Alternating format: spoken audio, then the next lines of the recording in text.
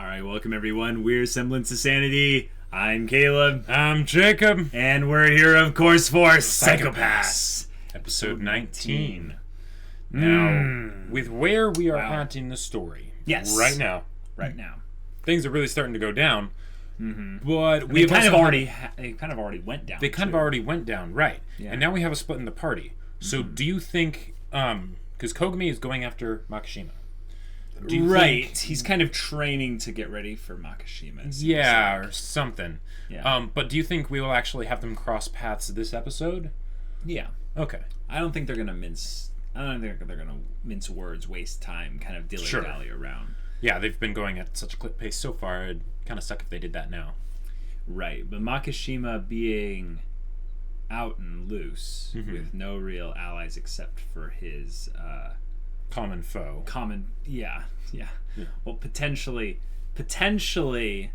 allied with people in the MWPSB. Mm-hmm. It's going to be a little bit interesting to see what state Makishima will be in when Kogami does encounter him again. Sure. Will Makishima have a new plan? Will he be with other people? Will he be beaten? Will he be trying to ally with Kogami? He did send him that message. He did. He did do that. Mm-hmm. And I think they kind of brushed over that a bit. So Kogami maybe having a little bit of time to think about it alone would be good. Sure. I'd like to see what kind of analysis he can get on that, just from how he tends to profile people, and he does know a fair bit about Makishima. Yeah. Also, Akane being now in the driver's seat in many ways could be very interesting.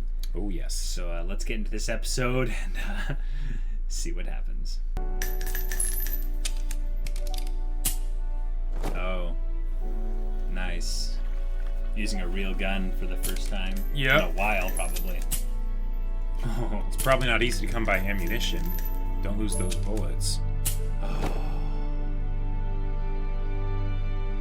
Did you see that? Masaoka and Ginoza? Yep. You know what that's hinting at, right?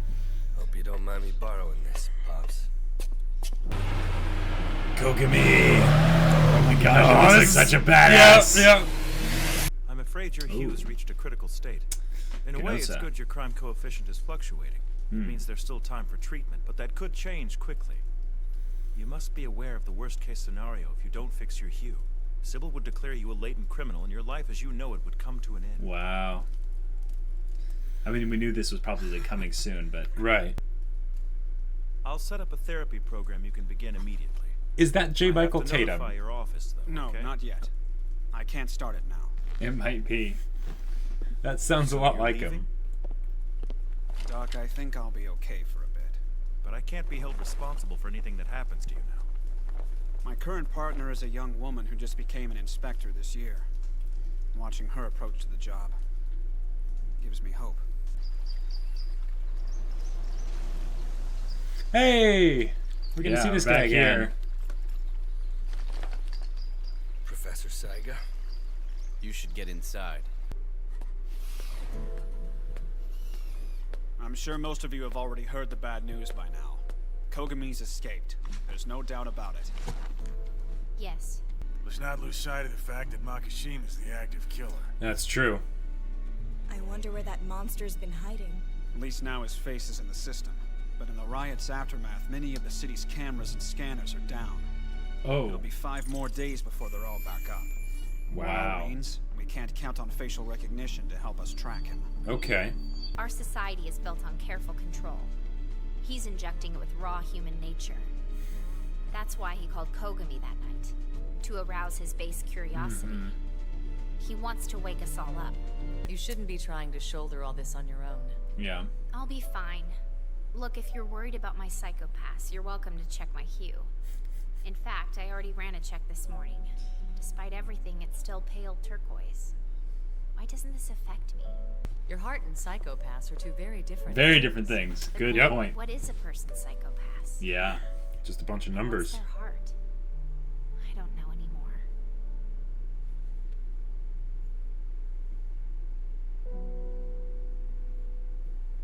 Oh, that's sweet. Yeah. It's a really good tender moment. Making up some eggs. I read over all the Makishima case information you brought along. I can see why you're having a hard time. I'll take any help I can get. If our society was still home to 20th century style political radicals or reactionaries, he'd be the one leading the charge. Yeah. Terrorists, anarchists, leftists, rightists, mass shooters and bombers. Really anyone who targets innocent civilians. Yeah. To paraphrase Max Weber's writings, the ideal bureaucrat is one who performs his duty without anger or fondness and without hate or zealousness. Oh, Okay. Sounds like the Sybil system. Yeah. And without love or personal predilection, and therefore without grace. The other But day he called me. Told me he found out the true nature of Sibyl. And that it's not something I should be risking my life to protect. Yeah. Allow me to paraphrase some more of Weber's writing. A bureaucratic administration dominates the people through its firm command of knowledge, both technical and practical expertise. Yes. Then, they keep everything a secret to increase their control. Makishima's trying to strip away the system's control. If Makishima was here eating breakfast with us, what do you think he'd talk about? Oh, that's cool. yeah. Let's see. Very. He'd respond with quotes from Michel Foucault or Jeremy Bentham. That'd be his rebuttal to your quoting Max Weber's Economy and Society. What you call a safe society, I call a prison. He might even start quoting from Gulliver's Travels to keep things interesting. He's a cynical man with a peculiar sense of humor. I see. He enjoys satirizing the rapid pace of technology. You could say he's a social critic. Our mission hasn't changed. Division 1 will keep hunting for Makishima, but we'll neutralize Kogami at the same time. You've seen enough to know how this ends. Even if you do bring in Kogami peacefully, they'll just send him to the facility to be executed. Working this case won't save him, but you volunteering for it puts our lives on the line too. That's why I think you should let Division 3 handle it. I won't make this someone else's problem! I bet you knew what he was thinking and didn't speak up! You want me to check your crime coefficient to know the truth? Damn it. Jeez. Yep, watch right here. Damn it! Yep. You're all the same! Everyone leaves me. For the other side of the law. Do you and Kogami want to be vigilante heroes that badly? It's more like what you would call a man's pride. Good for you, but I have my own kind of pride. I'll capture that idiot Kogami with my own 2 hands. And I don't care what anyone says. We're done with him. But in our current situation, there's no one else immediately available to use as a pawn. Jeez. Whoa. Professor, what am I looking at? This is an old-fashioned anonymous message board. It's hosted and continually backed up on overseas servers. Wait, overseas servers? If you know where to look, they're out there.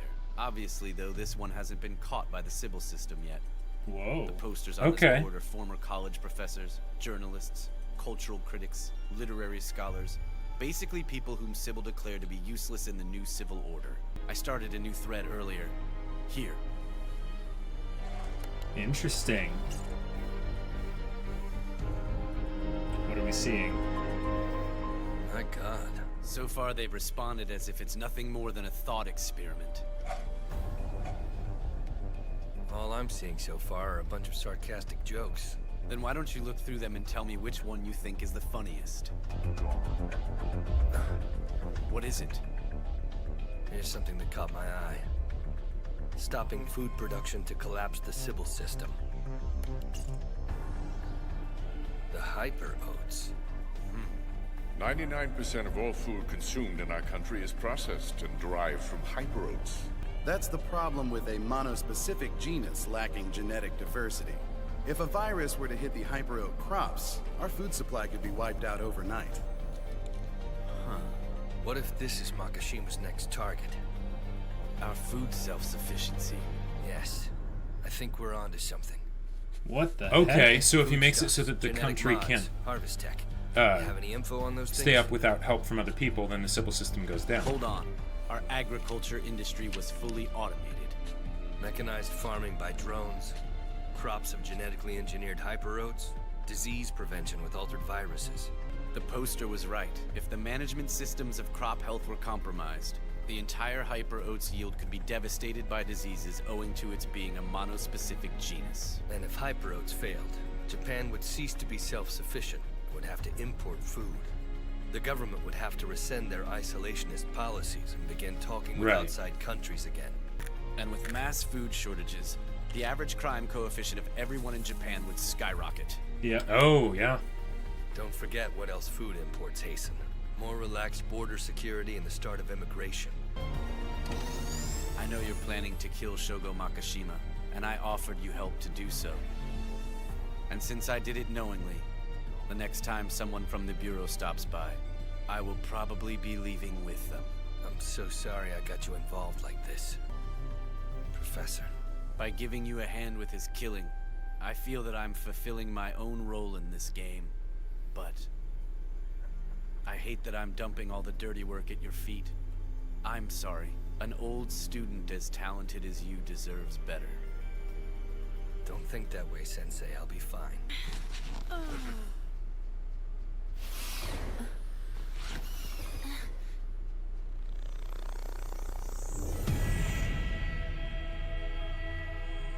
The hell?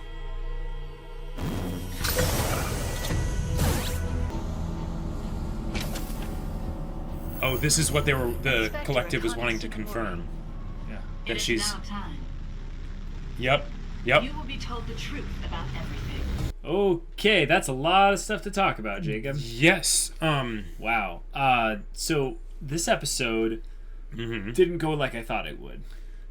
I did not think it would go this way either. No. Because with Kogami basically seeking out an ally, he now has a more firm direction as to where he can actually, meet up and take down Makishima. Right, and I'm glad that they did that right away because for those of you that have seen Korra, when they did something similar with one of the characters in there, I remember being very disappointed that they basically said, oh, they're going off on their own.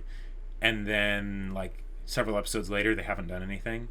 Right. So with this being the way they'll do this, they're basically confirming they figured out everything about Makishima. But it's based on a lot of suppositions and guesswork and theories. Yeah. And while that is absolutely true, I loved that scene of Kogami basically imagining that Makishima's right there. Yes, that was fantastic. Oh, that was so good. I'm talking about this whole thing with the hyper oats. Yes, and that the was food supply, and the random message thread board that has the thing. Yeah, it's that was a bit of a stretch. Sure, I get they're trying to move the plot along, but they could have done it in a couple other ways. It seems like this is basically Makishima coming up with a new plan, which is they're being it is totally saying a new that plan. That's what it is. Yeah, but given how the previous few episodes very much seems like the finale for the series almost, it feels a bit strange to go back to, all right, what's Makishima's next ploy? Yeah, but I'm not talking about that. I'm talking about the fact that they figured it out. Sure. I'm talking about the fact that they pulled up random stuff from, Ex Machina to figure out his whole plan, which I don't mind it. I'm just surprised that that's what they chose to do. Right, especially this late in the show. If they like doing something like that earlier on, then it's like, oh, okay. But at this point, Ex Machina has almost always happened in the well, no. I get it, but So what are you saying? This doesn't seem like an Ex Machina to resolve things. It seems more like an Ex Machina to just keep the plot moving. That's what I said. Right. I totally get that. And that's something that I would maybe understand them doing earlier on in the show before things got super serious and super intense. So you're not saying anything. You're just saying I agree, but it's different slightly. I'm saying basically, that I am surprised that they chose to pull things out of the woodwork to figure out what Makishima's next step is going to be. Right. I like that they incorporated Professor Saiga as the plot point involved in this, and that he had some means in which to do it. I excuse it. It's fine. I'm just surprised that they chose that method rather than him going on a literal hunt where they don't explain it. They go through and they have it be more of an actual thing of finding him, not predicting what his plan is going to be. Right. Because especially with, like, okay, with how they've set it up, even if there's the hyper-oats thing and all that stuff, and, you know, Japan's, you know, just automated agriculture and all that stuff, okay, but there's a lot of agriculture that's probably going on. Like how would that exactly help them find Makishima? They'd need to find the way that he would design the virus or whatever. They already told us. They said he's going to find someone who's actually knows a lot about this, and they showed a picture of some guy on a magazine article or what have you. Oh, that's what it's going to be. Okay. They're going to go find the guy that Makishima's after, and then they'll start a trail, and then it'll go from there. No. It's way simpler than that. The point is that they moved through it in a way it's interesting. It doesn't feel consistent with Psychopath's current story things, but them moving forward with the developments of Ginoza and having his Psychopaths be a thing where now it's do or die, buddy. You're about to lose everything you worked hard for because of how attached you are to the results of your coworkers, which is interesting. Like, let's bring up a psychology thing here, Jacob. One of the things that I think we've both learned relatively well is that we can't control others.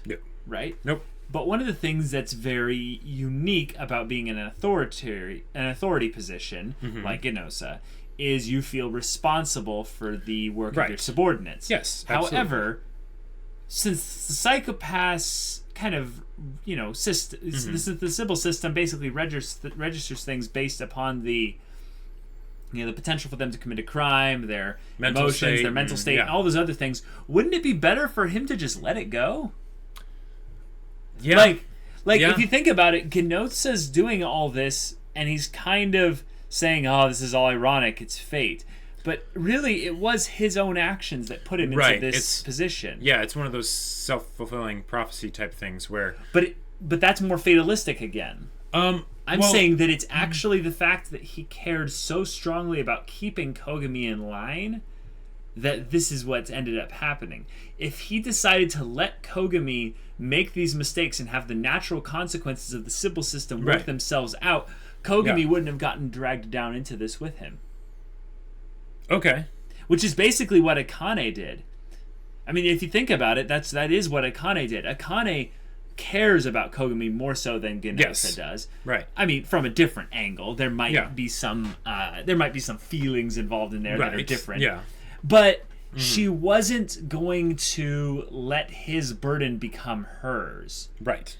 And it's not that her Psychopath was just so super powerful, criminally asymptomatic-ish. Yeah. But it was a decision that she actually made as well. Consciously and constantly. Yes. Whereas Ginoza seemed to be kind of whiny. He seemed to be reactive. He seemed to be on edge. Yeah. And I really care for Ginoza now more than ever because he feels more human. Yes, absolutely. But back in that time, it must have been really hard, I'm thinking, for Masaoka to watch his son actually do the same things that would have caused him to become, you know, a latent criminal in Sibyl's eyes. But also know that he can't actually save him. In the same way that Ginoza couldn't save Kogami from going down this path. He couldn't stop him. Okay. He can't control other people. Masaoka can't stop Ginoza. And that's got to be so hard. Well, yeah, because I feel like it's one of those things where, you know, you can tell someone the sort of the thing that they need to do in order to fix the problem or whatever, you know? Yeah. But it doesn't really matter if they don't come to that conclusion themselves. Oh, it's so true. You know? I mean, that's you put it in the most like succinct wording possible that I ever could. Thank you. The thing that I relate this to is very much a parental child kind of thing there. Ginoza has daddy issues, okay? Right. But he's trying to be Kogami's father, if you think about it. Sure. But he ends up sounding like kind of a whiny, controlling, like something else. Yeah. It's interesting that Ginoza has come to the realization now, when it's almost all too late. But is he willing now to finally fully let it go? Yeah. No. we saw that at that great, done scene by the elevator. Yep. With Masaoka and him having that dialogue, he can't let it go. Nope. And maybe he's actually blaming other people still by saying, "Are you two going to leave me?" It's like you're not. You don't have that perspective, and it just makes him feel so much more human and relatable. Right. So, it does. Yeah. It does. And here's my prediction. Yeah. Well, okay. No, this isn't necessarily my prediction, but I expected that little psychopath scanner thing for going into the elevator, that it would basically flag him. Oh, you are now that was the little bit that pushed you past the point. You're a latent criminal now. Maybe that would have been cool. Which would cause him to join Masaoka and Kogami on the other side of the fence. No.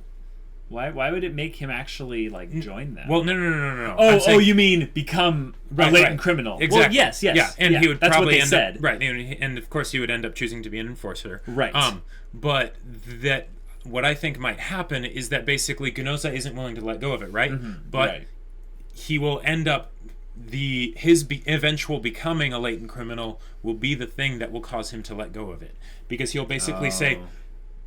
It's not my job now. But it's a bit late, don't you think? Oh, and I think that's one of the things that could be really cool about it, and kind of sad too, is that it's one of those too little too late things. Yeah, I feel like even if he does let it go by being, when he becomes a latent criminal in Sibyl's eyes, there won't be any room for even him to develop. He'll just have a really sad ending. Maybe. And it would also make it triply worse if our theory about Masaoka dying happens, and that's what pushes him into latent criminal. Oh well, yeah. If right now all they need is something to tip him over the edge, it'd be a very good story thing to not have it be a micro adjustment that changes it. Just have a big, shocking, horrible thing happen, like Masaoka dying. That makes me think of what's because the Joker's it's just catchphrase? So much more dark and all it takes is one bad day. Yes, right. All it takes is one bad day. That's actually a great picture of what it's like for Kogami. Kogami's partner's death and his encounter with Makishima was his one bad day. Right. And there was a lead up to that one bad day. Absolutely. It wasn't all just there, but that one bad day is all he remembers now. Yep. It's almost a thing where that one bad day became something more as time went on. Right. It was a moment of horrible. It was a bad day. Yeah. But I think that's maybe where we can separate him from Akane. Akane had her bad day already. When Makishima stood her down from the little catwalk, and killed her friend. With her friend, there with some kind of razor switchblade or what have you. I was like, I'm going to kill your friend right in front of you. You got to take that hunting rifle and kill me now. Akane didn't break, but she is hurting. This is not a thing where she's immune from it. She isn't some Mary Sue crop out that is completely immune to the effects of all this burden being put on her. Yep. But unlike Ginoza, she is not letting the effect of that past stuff control her. Right. By I mean, maybe she definitely does have a slightly unfair advantage in the effect that her psychopaths probably should have changed a little bit. Right. But you can tell even in the little small moments with her character that she is not the type to hold on too tightly to things she can't control. Yes. And is this whole story about control? I think I just figured out the whole. If you could sum up the whole one word for the whole show, the whole story, it's control. That's the whole thing. Okay. I can't think of a better one. That's kind of the negative way to describe it. I wouldn't want to say it's about freedom, but I'd want to say it's about control more than it is about freedom. Well, and that is a great point too. The idea of making it be a negative, because I think a lot of Ginoza's problem versus Akane's problem is what he's deciding to focus on. Because absolutely. If you think about it, well, heck, just go into any kind of basic minimum wage job, and then you have the people right above the minimum wage employees. A lot of times, the reason people hate them is because they feel like they need to control the employees under them, under them. Right. But that doesn't work. Nope. So they end up getting crazy stressed out, and then they will usually take it out on the employees that they answer to them. One of the common things about people that work retail or in the food or service industry is people don't quit jobs; they quit managers. Right. Yes. Yep. Yes. It's just a common saying because it's a thing that's become so common that it's created the saying. Right. So, and Ginoza is that manager, basically. Yep. And he has very strict bosses, let's say. And he's feeling the pressure coming down on him as well. And maybe it's one of those things where he has too much power for his character. His character, not meaning the person, but actually his internal fortitude is not strong enough for the burdens brought upon him by his uppers. Especially probably since he feels, because in a normal situation like this, it would probably work out just fine. I'm sure Kogami and Ginoza worked it out just great because they saw themselves as being peers. But because Ginoza sees himself as being the sort of the senior officer, right? He has to shoulder the bulk of the burden. He doesn't want to burden Akane with it since she's new, she's going through a lot of stuff, and that ends up just being dysfunctional. Whereas if he approached Akane and said, "Hey, I'm going through a lot of stuff, but we're equals in this, so let's pool our fist resources bump and do this," right? He probably would be able to, and maybe Akane's sort of pillar of psychopaths, paragon and all that would rub off on him. Yeah, exactly.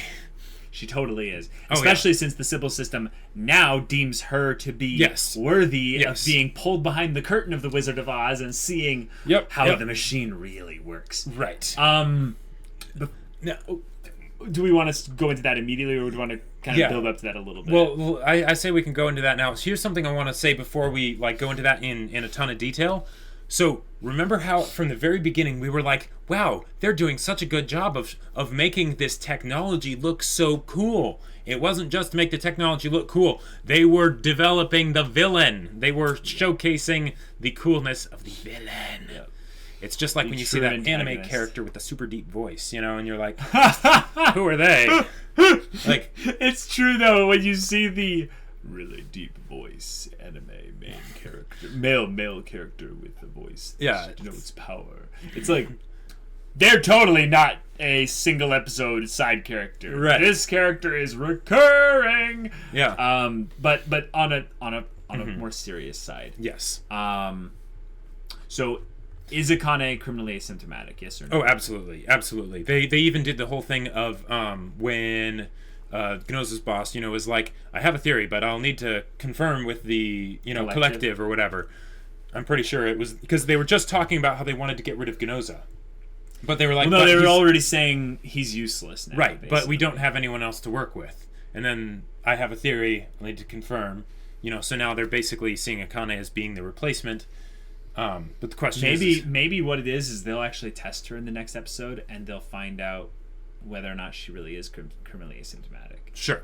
But, maybe what they'll do is they'll say, she's not, but you're close enough, so we'll work with you. We'll make do, yeah. Yeah, and one of the things I could see as being very funny is they basically aren't able to determine whether or not she's criminally asymptomatic. That would be interesting. No, because think about it.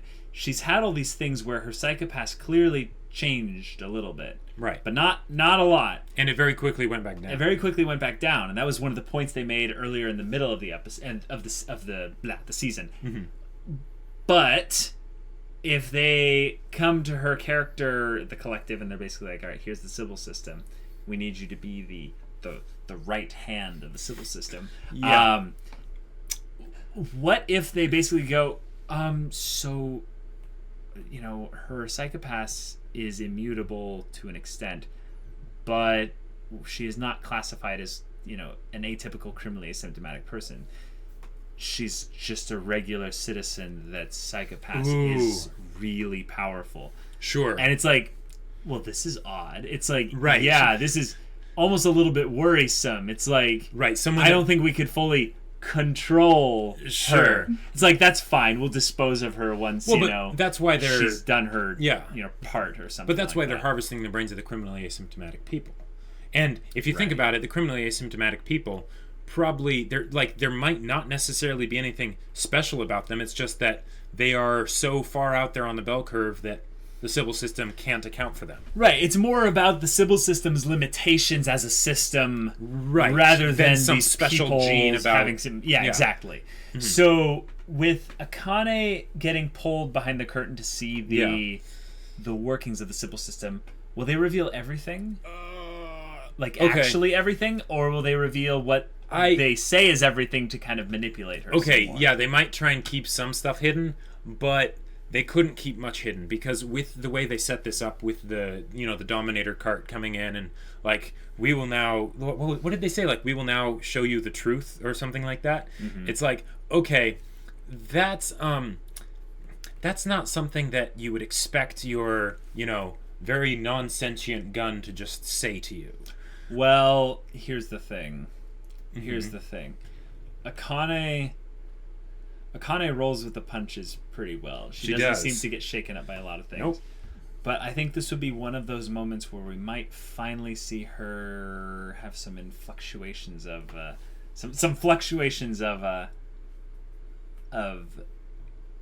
indignation and maybe a little bit of anger. Because let's think about it this way: if she is the straight shooter, straight-laced kind of girl that goes along with the system, and then she gets revealed everything that is all a lie, but it's better than the alternative. There is a real possibility that she fully sides with the Sybil system. There is a real possibility. There is also a real possibility that she basically sees the Sybil system as being potentially the reason for her friend's death, because 1, it couldn't account for Makishima. 2, it was a system that was flawed to the extent where where Makishima basically saw there being a need to do his thing and do his missions or whatever. Yeah, but again, she can't control those people.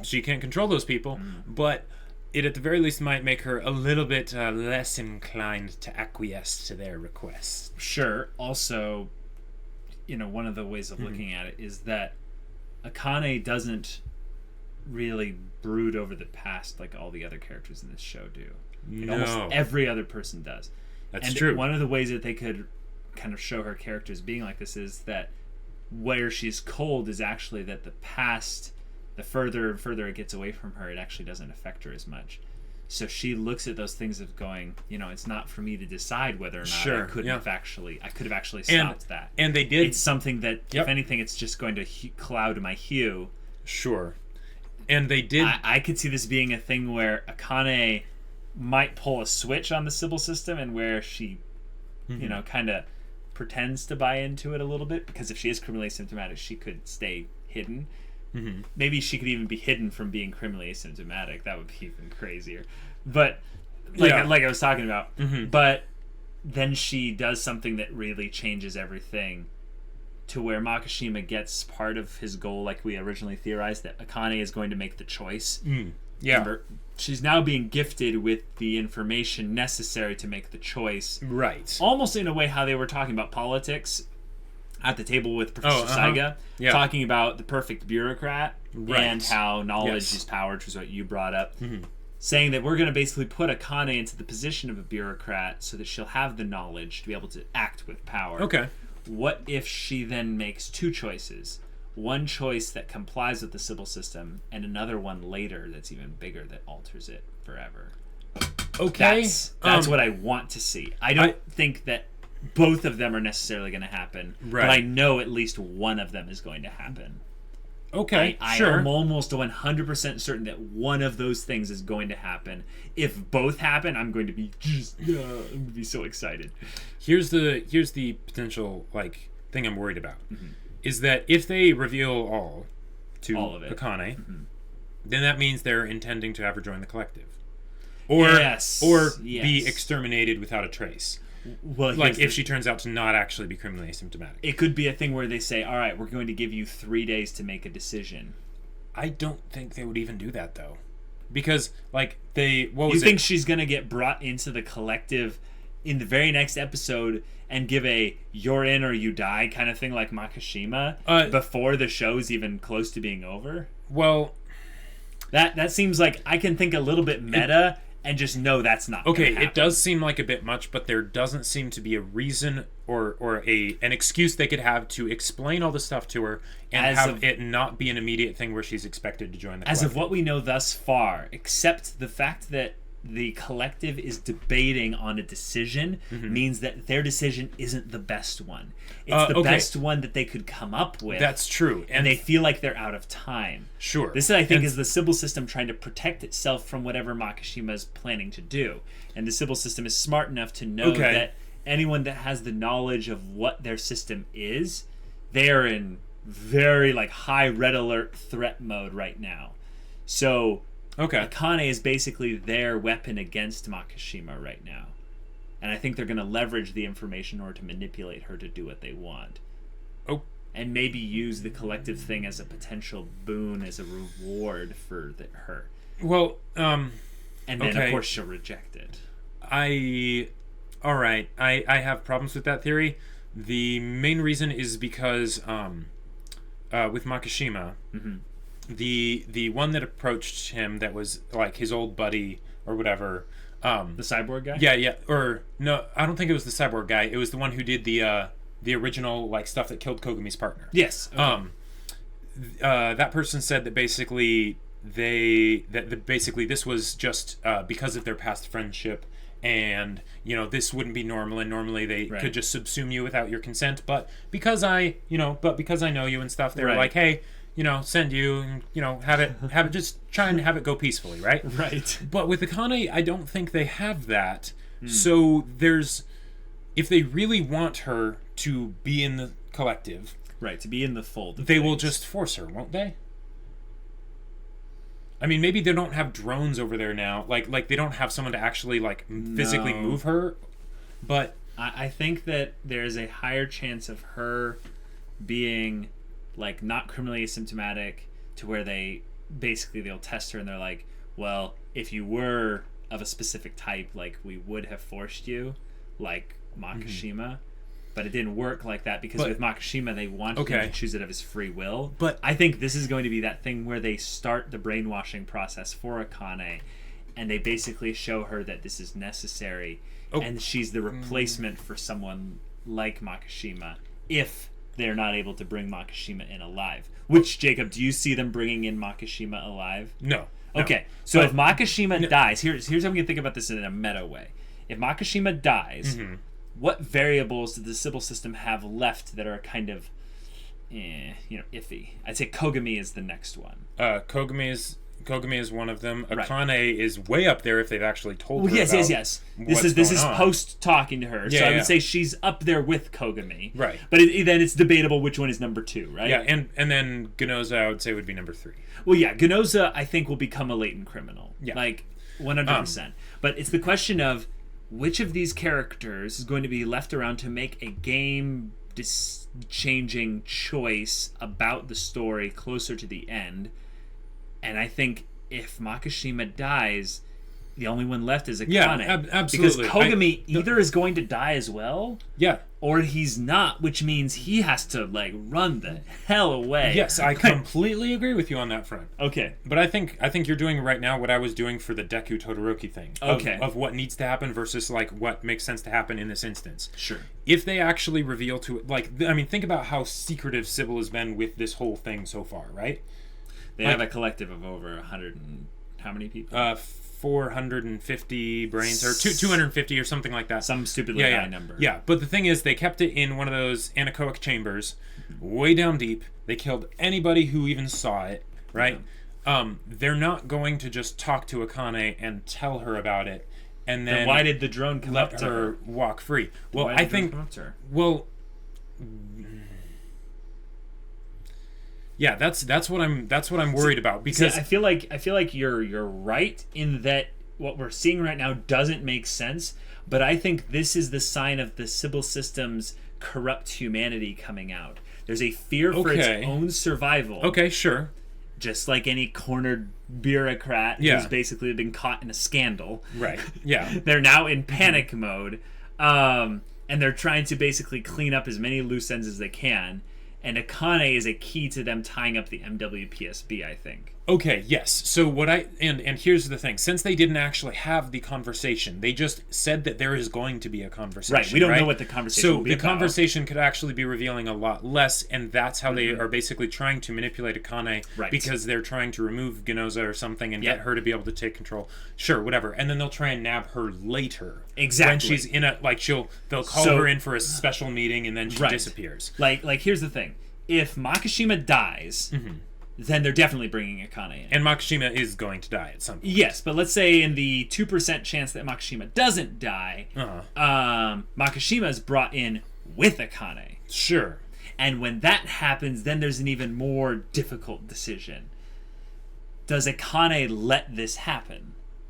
And that's where I think there still could be a really powerful choice where, say, Akane sees for the betterment of society... that she basically sacrifices herself. This is my theory. I think that I know this is not going to happen, but in case this thing goes a really weird way, I want to say that I was the one that called it. That Makishima's brought in, and he finally is like, you know what? Okay. At the very least, you won't be able to control my will in there. And they're like, oh, don't worry. The collective will subsume you. And Akane gets really worried, and she's like, I actually am not okay with this.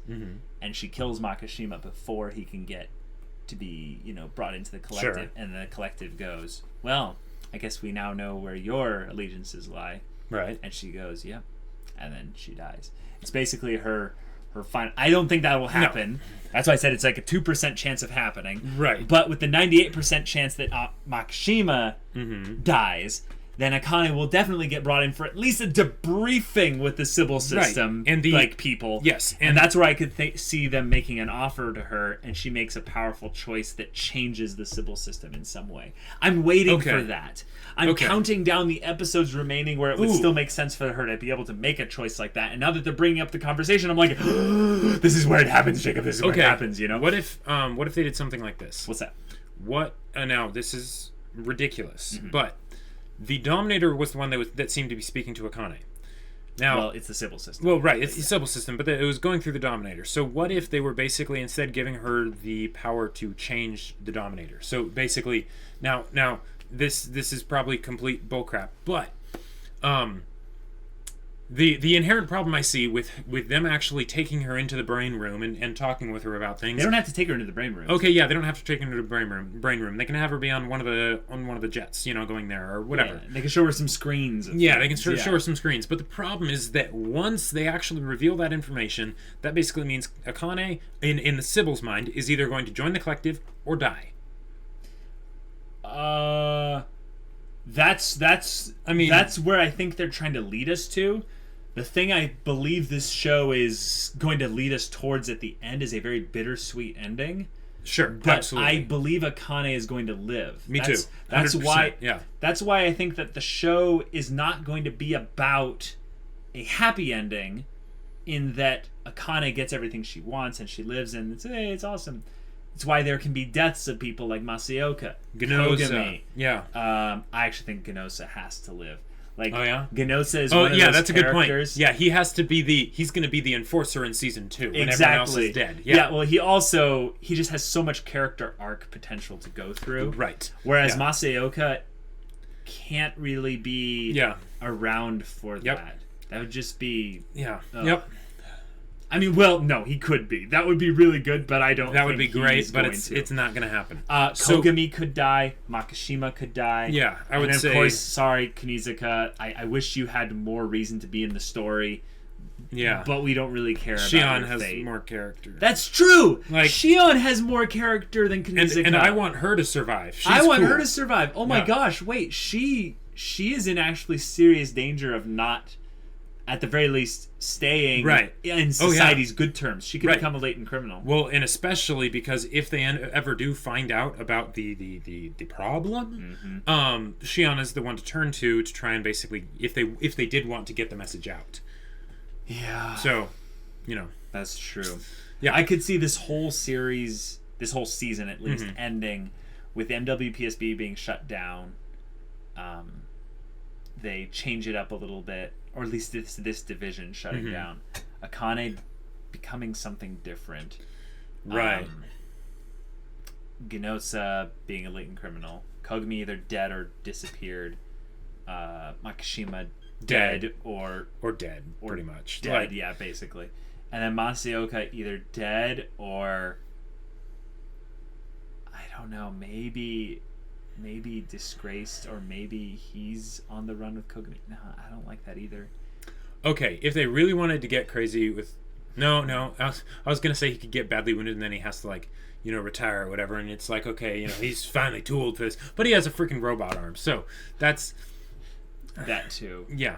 The whole stuff about politics and the conversation at the table where we superimposed Makishima into the bit there, we have to mention that before we're done. Oh yeah, that was great. When you get into the mind of the kind of rival antagonist through the eyes of the rival protagonist, it gives you so much more perspective on both characters as a unit together. Right, because it gives you perspective on in this case Makishima, but it's done in a way kind of like the legends around Stain or whatever, like, you know, what's the background? Yeah. You know, because it's conjecture, but it gives you, but since you're like, okay, there's like that's reasonable to believe that a lot of that's true.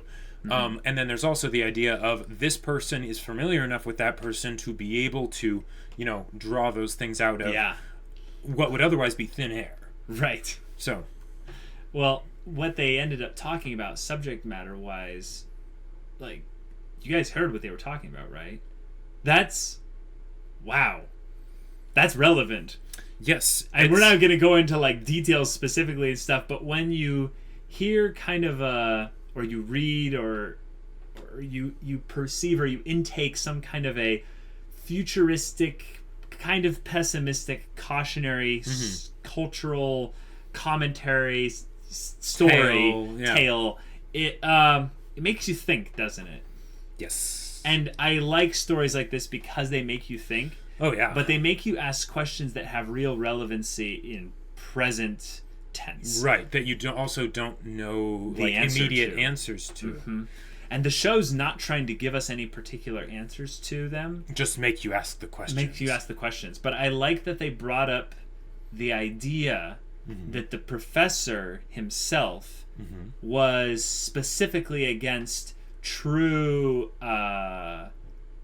well, no, he wasn't. No, it was that Makishima wasn't a true anarchist. Yeah, so with his definition skewed, basically what he was saying was he was equating Makishima a little bit with all those titles of people that gone into extremes to, you know, communicate their message / agenda. And did he say like raving madmen or something is what he called them? He used some kind of derogatory term.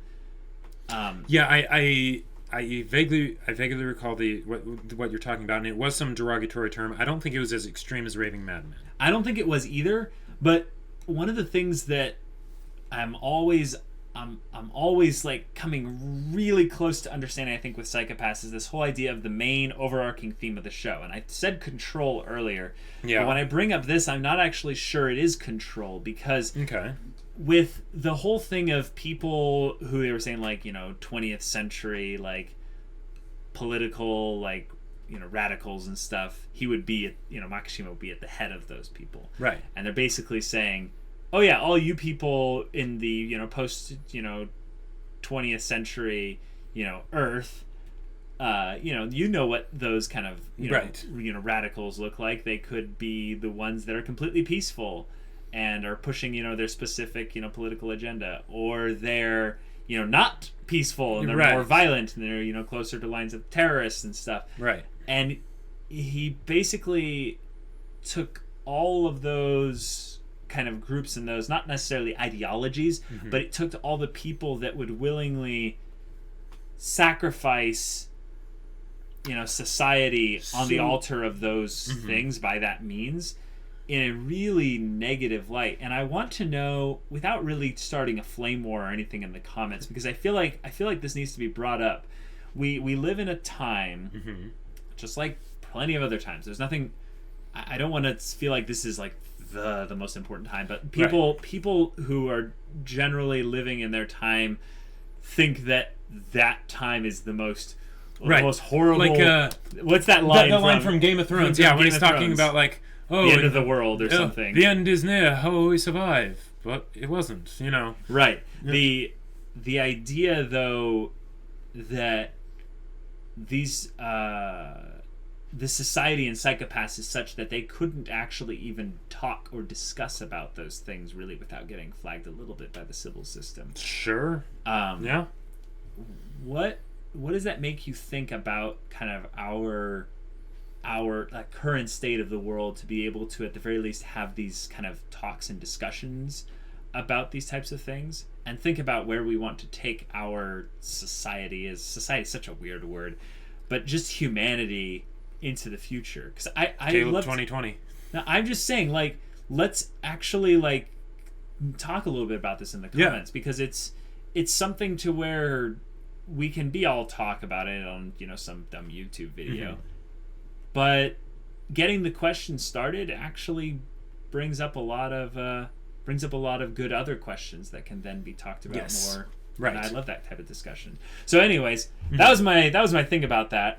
I love that they brought it up, and I love that they used Makishima being superimposed into the scene via their kind of suppositions about what would Makishima say in those things. Right. And I love saying what kind of things he would quote. Oh, yeah. And the fact that it was like they were dancing right along the whole edge of the idea of, oh yeah, robots just controlling us, you know, because they said that Makishima would make reference to it as if they're all just prisoners, you know.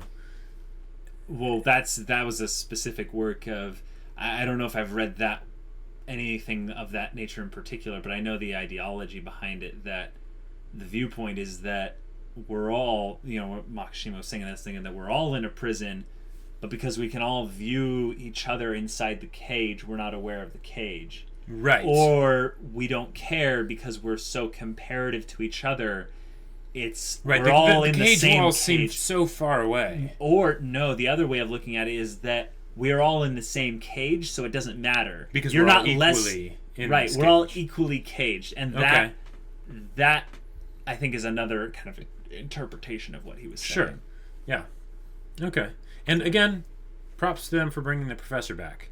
Yes, Professor Saiga was one of the best side characters outside of the MWPSB they've ever introduced in Psychopaths. It's making me wonder if they're going to bring back that 300 plus prison, because, you know, like that would be where they would put Makishima if they couldn't kill him. That's absolutely true. And but if they couldn't kill him and he knew about the Sybil system, right? But like, I think he's gonna die. I think that's the only like really like episodic side character that they just sort of brought in for a case or whatever, other than Professor Saiga, that hasn't been like, you know, referenced again, you know.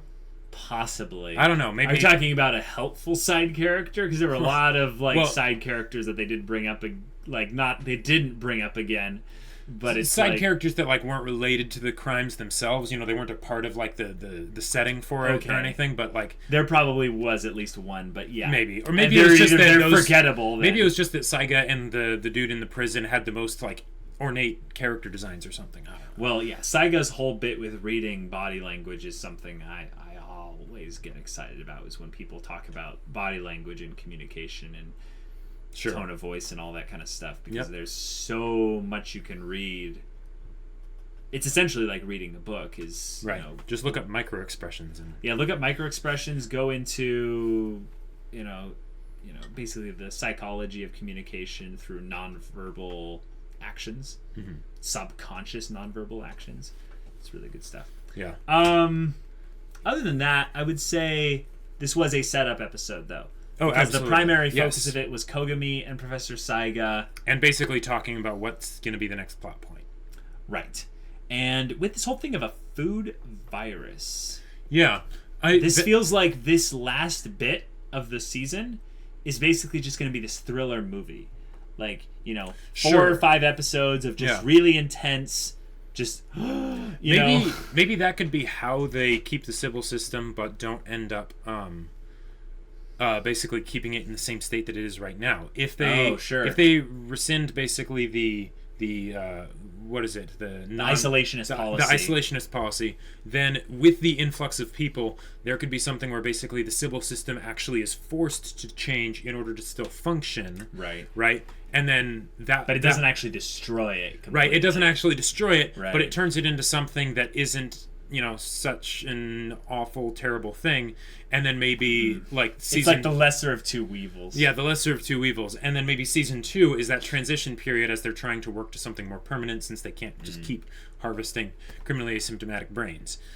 Right, they would run out of... Either they'd run out of... eventually. Yeah, or... It's just not sustainable. Yeah. And a computer would be able to compute the potential of that happening, sure. very easily. Yeah, there could be a whole bunch of the Sybil system will last only 7 more years at this rate. It's like, we gotta change something. How many more criminally asymptomatic people would we need to bring in? About, 400. About a few. 400? Yeah, we have trouble bringing in 5 a year. Well... This could be an issue then, yeah. Yeah. That would be interesting. Okay. I'm very excited for that talk in the next episode, though. I am very excited for that so talk. Good. I want Akane to be the most badass of confident decision makers in how the story is going to end. Forget that part when she called out Ginoza, in front of the others. This needs to quintuple that. Yes. Yes. Akane as a character is one that has been sacrificed a little bit here and there for the purpose of driving kind of Makishima's kind of goals to be at the forefront of the story, and a little bit of Kogami's bit of hunting Makishima. But it works too, because she is kind of a kudere. Like she does stay into the background a bit more, at least. Right, but she also gets stuff done. Yes, so there's that as well. Yeah. That's why I love just her and Kogami being on the case together and stuff. It was great. Yep. That's probably why the second season isn't liked as much, because Kogami's probably dead, and then it's just Akane, and people are like, no! I didn't think about that. Yeah. Mr. Spike Spiegel got offed at the end of the first season. What was it that what a coincidence. Her friend said, you're that bad boy enforcer that Akane keeps talking about. And now, isn't she dead? Yeah. All right, guys. So this is a really fun episode. If you want to see the next one right now, go check out the link in the description below for our Patreon's early access. And with it, you get access to our Discord. So you should come check that out and chat anime with us. It'd be fun to meet you. All right, guys. We'll see you later. But until then, we're Semblance of Sanity. I'm Caleb. I'm Jacob. And we'll see you all next time.